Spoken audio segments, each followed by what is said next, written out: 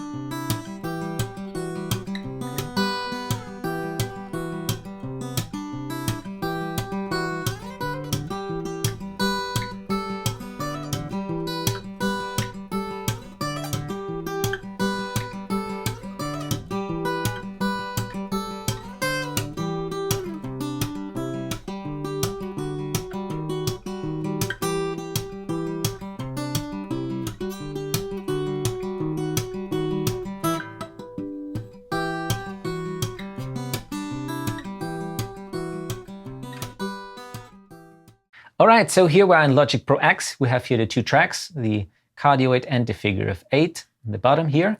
And what you basically want to do now is to make this MS matrix, the so-called matrix kind of work, is you want to duplicate the figure of 8 track and you want to phase invert it and pan it hard left and right, so you get this fake stereo effect. If you don't pan it, it will collapse because you phase invert it and you will hear nothing. I'm going to show you that. So let's hit here, the duplicate button, and let's hit Alt and drag it down. So we got now a duplicated track. Let's call that copy.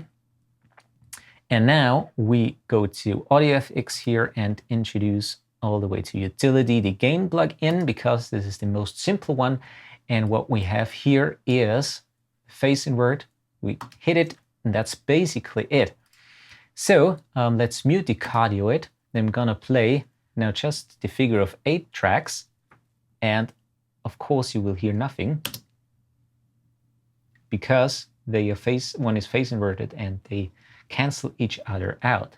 So what you want to do is pan one left and one hard right. And now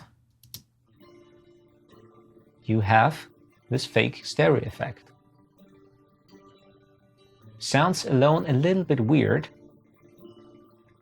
Now let's play just the cardioid.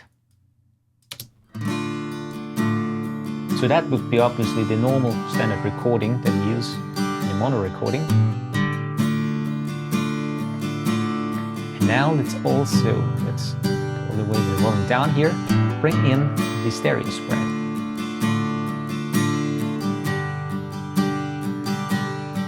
It's getting wider.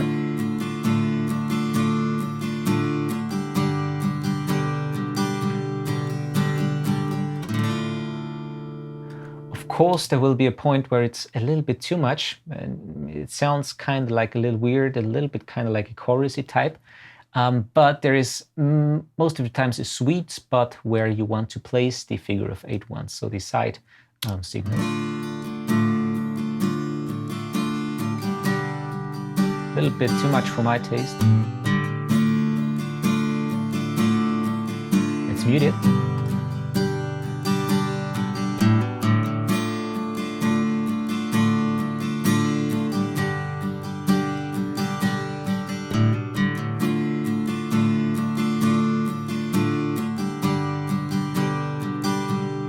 Okay, so there you have it. Now let's also have a look at the finger picking here.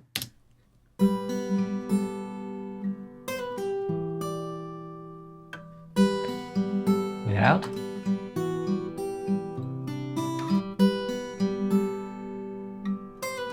And with. Okay. So let's see just the figure of 8 ones. And with the mono.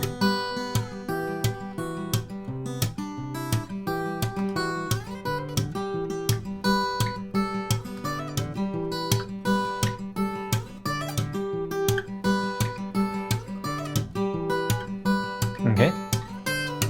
And that's basically all it is to it. It's a very, if you master it, once you have the right amount of space to the microphone, so you back off a little bit and you kind of get the image right. It's a really great recording technique that is, or I really like to use, for example, on solo acoustic instruments like a guitar, when there's a very sparse mix in them, for example, just another instrument and a main vocal. So it works really great. It really opens up the song.